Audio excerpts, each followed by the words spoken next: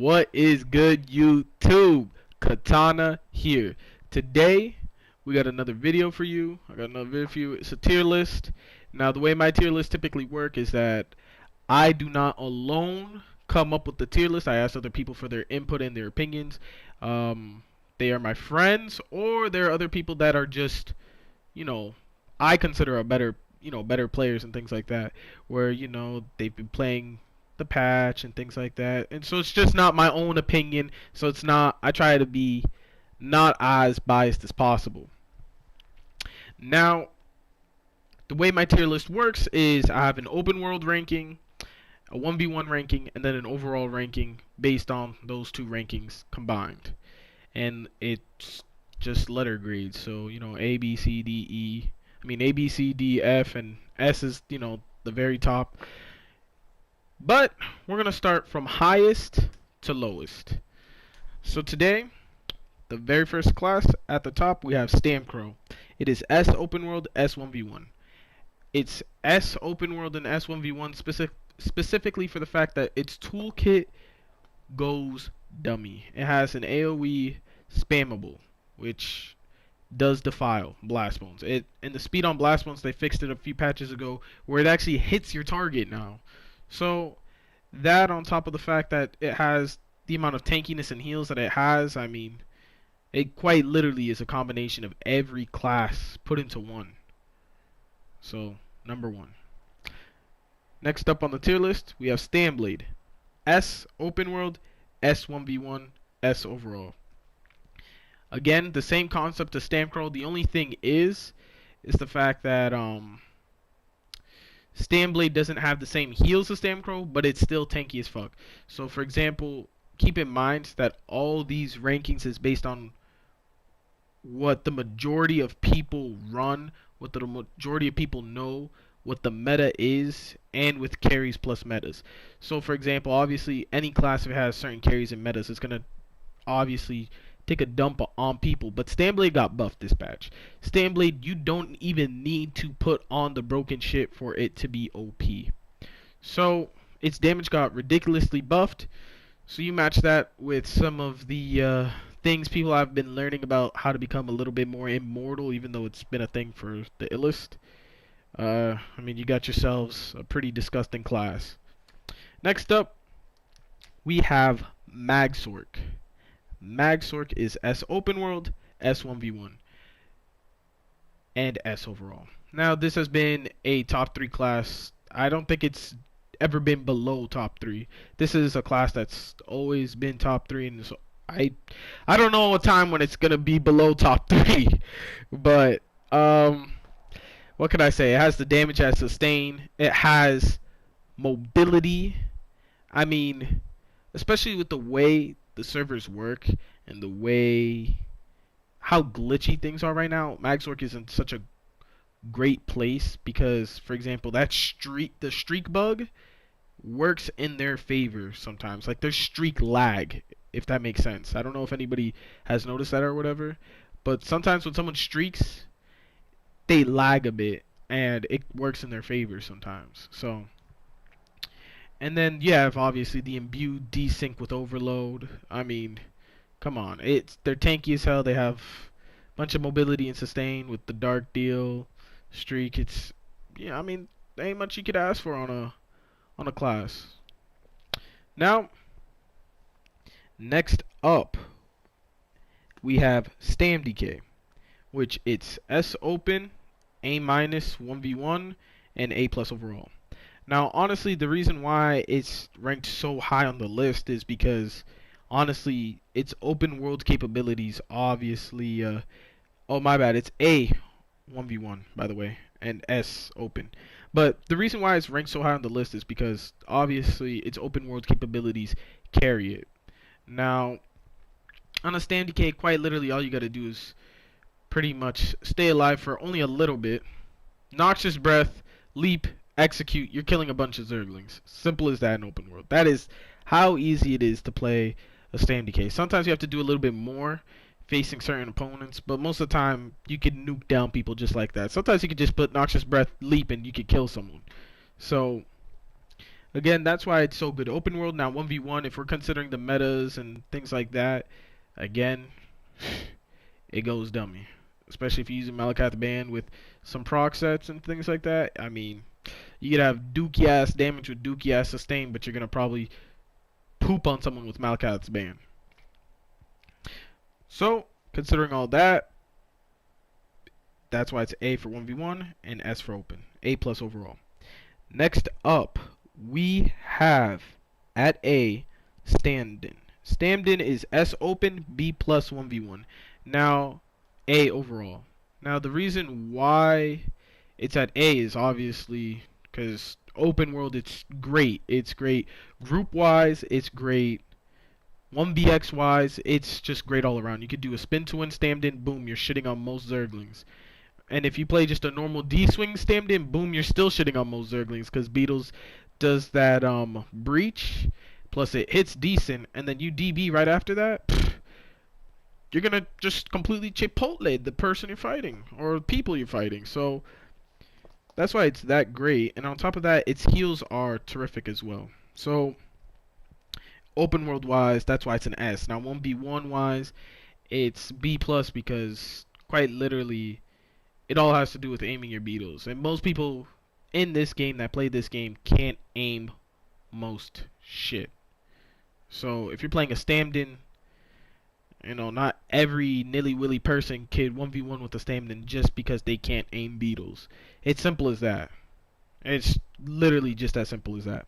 Now moving on to the next class, we have, ironically enough, MagDen. MagDen is an A open world and A 1v1. So overall A. All around it's an A. Now, again, MagDen has great healing, great tankiness, great sustain with the Netch. Even though, like I said before, Beetles is it takes more skill to aim it in comparison to, like, for example, Blast Bones. Like Blast Bones, you just look at your target, press the button, boom, it's most likely gonna hit your target. Where Beetles, you have to continuously look at your target until it actually goes off. Like your target could easily move out of the way, or you could just easily miss. So, despite that being said, MagDen has some pretty OP heals that could really, I mean, go dummy. So, for example, they have Arctic Blast, or I think it's called Arctic Wind, whichever morph it is. And honestly, it's a great heal, but on top of that, it's a disgusting CC that most of the time people don't even notice that they're CC'd by it, or that it's just glitchy where it could just fuck you. You just get like a little lag and boom, the MagDen you're fighting is just gonna burst you. And I'm talking about 1v1, and that could happen open world as well. And on top of that, for group play, MagDen is very great because it gives everybody those heals, those OP heals, and that when a MagDen heals, or a Warden in general heals someone, they increase their max health a little bit. So overall, A. Next up on the list, we have MagDk. Now, it's a B plus open, and you know, this might be the debatable part about it, is like, is it B plus open or is it B open? That is kind of a little bit of a thing that people were talking about, but overall people are just saying B plus open.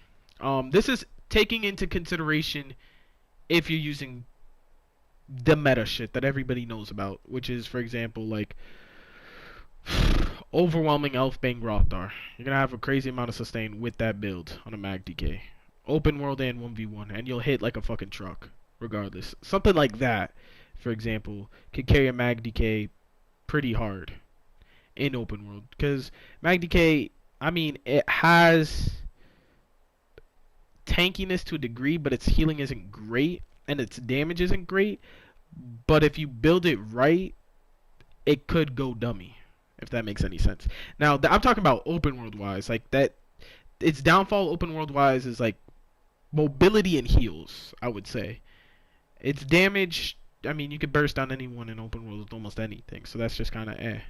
Now 1v1, where it would lack if you weren't using aids and carries, would be damage. It would just be damage, because you can get the heals pretty easy in a one-on-one. If you're just trying to make a dueling build, you could easily get the heals by just throwing on a resto and something like that. But I mean, if we're taking into consideration the aids and the meta, the Malakath band, and the proc sets, I mean, in a 1v1, it's gonna be A. It's up there because you could do the same thing on a MagDen, and they both will perform the same. So overall, A minus. Next up, we have StamSorc. Now, StamSorc got, it didn't necessarily get a buff, but it got a new ability, which, I mean, allows it to become, you know, more dummy, especially in open world fights and one-on-one fights. And on top of that, with the current metas that are going on, I mean, you can make a pretty easily make a somewhat immortal StamSorc, so they can contend with most metas on one-on-ones and open world. So StamSorc was already great open world, but you know it lacks a little bit of it still lacks that something. That's something. I guess a class spammable, I guess. Just that little bit of something, you know. StamDk got Noxious Breath, StamDen got Beetles, you know, all that whoop de whoop. I mean, StamSorc does have the Crystal Frag thing, and it's great and all, but it's just a little bit clunky. So it's A plus open world because it has great mobility and sustain and heals. And then on top of that, one-on-one, it could contend now because of those Crystal Frags and the current metas that are going on with Eternal Vigor and things like that. You know, you can make a 30k health StamSorc that could actually hit pretty fucking decent. And it could contend very easily with certain things. So, A minus overall. Next up, we have Magcro. It's A minus open and A minus 1v1. Making it A minus overall. Now, Magcro, the only downfall it really has is that if you use it the way, for example, in this clip that I'm showing right now, if you use it like this, the only problem with it is it's just slow. Quite literally, the burst is just slow. That's all it is. It just plays a little slower than all the other classes. It has great heals, it has great sustain, as you can see here. It's just slow. Like, even though Blast Bones got buffed or whatever, I mean, it's just too slow. Maybe if they added a better CC, that way, you know, it could help out with the burst a little bit, then sure, it could probably be better, and you could probably nuke people even easier. But overall, that's how it is in open world. It's great group-wise too. One-on-one, it's honestly a very underrated class, and people just don't know how to use it. But quite literally, if you put this somewhat same meta and aids things on your MagDk and MagDen, you put it on a Magcro, you'll probably shit on people. And most of the time, you don't even need that. A prime example of a player that I've seen do well without Malakath Band is Exodium. Like, before Malakath Band was a thing, his Magcro hit like a fucking truck. Like, a few patches ago. And so, it's still hitting like a truck and things like that. You know what I mean? So, that is that. Now, next up, we have Magblade. Now, honestly, Magblade, its only downfall is an open world. So, open world, it's a C+. And 1v1, it's an S. So, making it overall B+. Now, the reason why it's so low, you could even debate, oh, it's probably B- open world. I put it at C+ personally is because, I mean, it doesn't have mobility. It doesn't have great heals. It's just tanky. Mind you, the Nightblade class doesn't have great heals like that. They're tanky. It's not really their heals. They're just very tanky. And a Magblade's combo is very easily dodgeable. And I mean, they could hit hard as fuck. Like, don't get me wrong. Like, they could hit hard as fuck. But the fact that you're basically using Shade as your only way of getting around kind of fucks you over. So, it's great, but sometimes it can fuck you over. So they're not as, like, they don't have as much mobility as other classes. I mean, you can put on things to make it a little bit more mobile and things like that.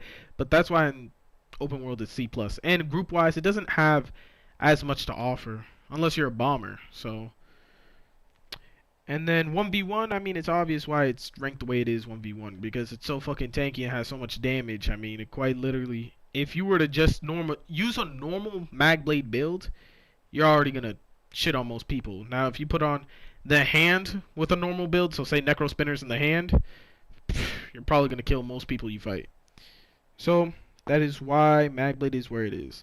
Now, last two, sadly, I don't like to say it, and I again try to make the tier list as unbiased as possible, but we have Magplar and Stamplar tied for B-. Now, I'm going to touch upon Magplar first. Magplar, it is C+ open world. Now, the changes to Purifying Light. So, for example, I've always said this in the past before when I've made build videos and things like that. Magplar, all it is and all it has is Purifying Light. Its jabs never hit like a fucking truck like Stamplar. So, you take away Purifying Light, you just have a healer as a class. Now, some people may argue with the fact like, oh, I've seen like, you know, pretty good Magplars this patch and things like that, or Stamplars and things.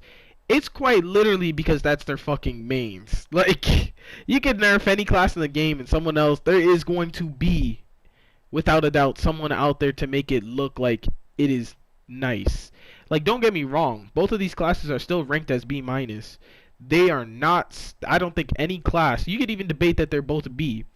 I don't think there's any class currently that deserve a C or C+ or anything like that. So none of the classes are like that. I'm not saying any of the classes are complete dog shit, but in comparison to the other classes, they're just not there. So Magplar is just straight up a healer.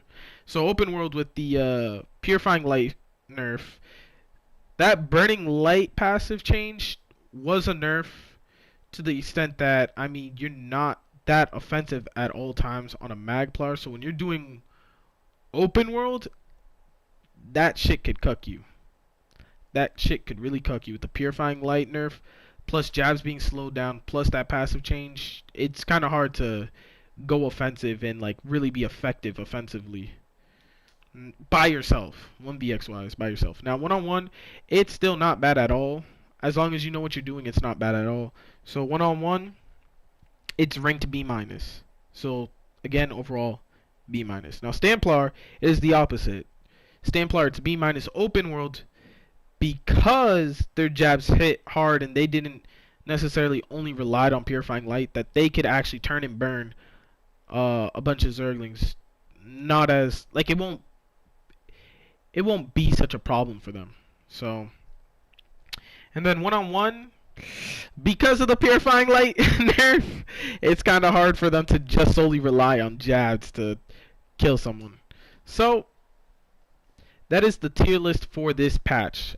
If you guys have anything you want to add, or if you guys want to comment anything like that, you know what to do. You comment down below. I hope you guys enjoyed the video. Give me your opinions and thoughts. I like to hear everybody's opinions and thoughts, and I think a lot of people have good things to offer to the table most of the time. So, comment down below, like, and if you're new to this channel, subscribe.